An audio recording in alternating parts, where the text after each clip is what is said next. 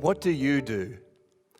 It's a harmless enough question, and it's one that we face all the time. I hate it. I hate it largely because I have no idea what I'm doing. But what indeed are any of us doing? The theme today is momentum, and I'd like to start off by acknowledging that momentum sounds like a great thing, but it isn't inherently so. It is, after all, possible to achieve a great momentum as you sprint face first into a brick wall. So, what are we using our collective momentum in aid of? Well, one momentous thing is that we're working more than ever. And we're also working harder than ever. We're 60% more productive than we were just 3 decades ago. So we've amassed a great amount of wealth, which is a great benefit, but there's an equivalent cost. And what I want today is for all of us to reflect upon whether we think that that benefit is indeed worthy of the cost. And I don't come to this by being some high altruist reflecting on the glory of our species. I come to it because I'm around during the day and I am bored. Dead bored. There's no one around. I could walk my dog within the shadow of this nation's parliament without encountering a single soul. Typically, the only people you find out in the day are women with babies. Where are all the men?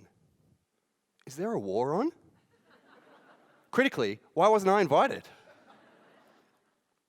Even then, the women you do find are typically clad in activewear, jogging the pram, maybe got a podcast in the ear, and it looks very much to me like everyone's trying to eke every inch of value out of every minute of their precious maternity leave. Why should this be the case? Well, it could be that we're working harder than ever because we love our jobs more than ever. I'm not convinced that that is the truth. And I think one clue is in the language that we use. We talk about, I hate Monday. We start our week with it, ashen-faced, I hate Monday. Then we grip our way, white knuckle over hump day. On our way, hallelujah, thank God, it's Friday. Thank God. But we invented the days of the week. If they're not serving us, surely we can reinvent them. They're not a law of nature, after all. And why? Why should this be the case? Well,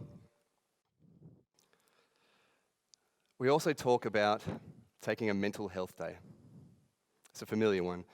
You say you want to take a mental health day, your friend will often look upon you sympathetically. Yes, it's so important. You must take care of your mental health. As though we tacitly understand, even worse, accept that good mental health is somehow fundamentally incompatible with our daily lives.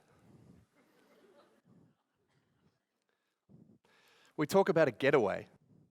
Oh, I love nothing more than just to be able to jump on a plane, roll out on a beach, and just get away from it all. It all being what exactly? Our entire lives?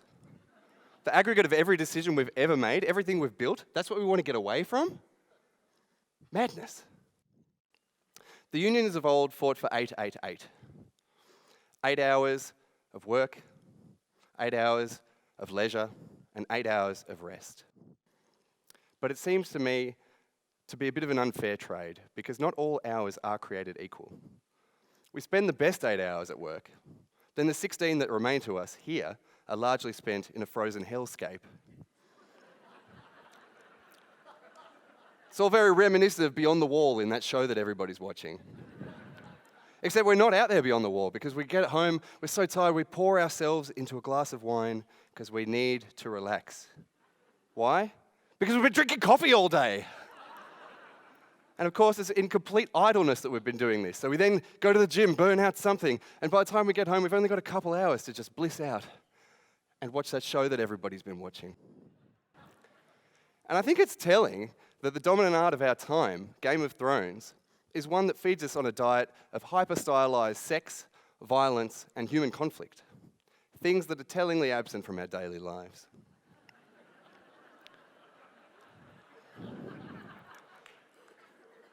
And I think that we're consuming more of our identities because we have less and less time. Which brings to mind another term, retail therapy. We're working harder and harder, trying to toil endlessly with a fearful eye on an insatiable future.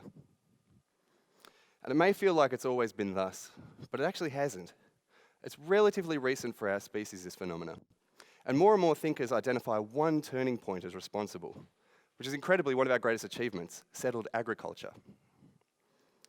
Because once we settled down and we could accumulate wealth on the spot, well, there was always something more to do, always more work to do, always some soldiers to send out and accrue more wealth to defend ours, something to do, constantly busy. In fact, Jared Diamond describes settled agriculture as a catastrophe from which our species has never recovered. Strong words from a very clever man. How might this catastrophe cast a shadow into our own life? Well, for mine, I believe that it's in this artificial time deficit that we all experience. Many of us here will be familiar with Jevons paradox. Jevons paradox posits that the more efficiently we're able to use a resource, the quicker we are to deplete it. So if you think of something like petrol, our cars are maybe twice as efficient as a generation ago, but it doesn't mean we use half as much petrol. We're using more oil than ever. I think that this intellectual toolkit can be applied to time in our lives. We've never been more able to access information, contact friends, be productive, and yet we seem to feel shorter and shorter on time. And it's not just in phenomena such as our increasing work hours. It's also present in things like our reduction in volunteering rates, which are down significantly, even just from 5 years ago. We are a status-motivated, hierarchical species. And I believe that the answer to that question, what do you do, the noun that we give in response, is so powerful that it can guide our entire lives in directions in which we may otherwise not wish to have gone. Take, for example, someone who identifies as a creative. Now, they may not relish drawing up steel production reports for a company all day, but as long as they can go home with wooden-trimmed glasses, an outfit from Gorman, and the title of graphic designer, suddenly it's a much easier cross to bear. Similarly, if you reflect on someone who spent years studying ecology, well, they may be outright conflicted when it's their job to produce the report that greenlights the bulldozer, that clears yet another swamp, and pushes yet another set of species closer to extinction. But this dissonance is far easier to pave if they've got a card in their pocket that says environmental consultant. It's in the name. It must be environmental.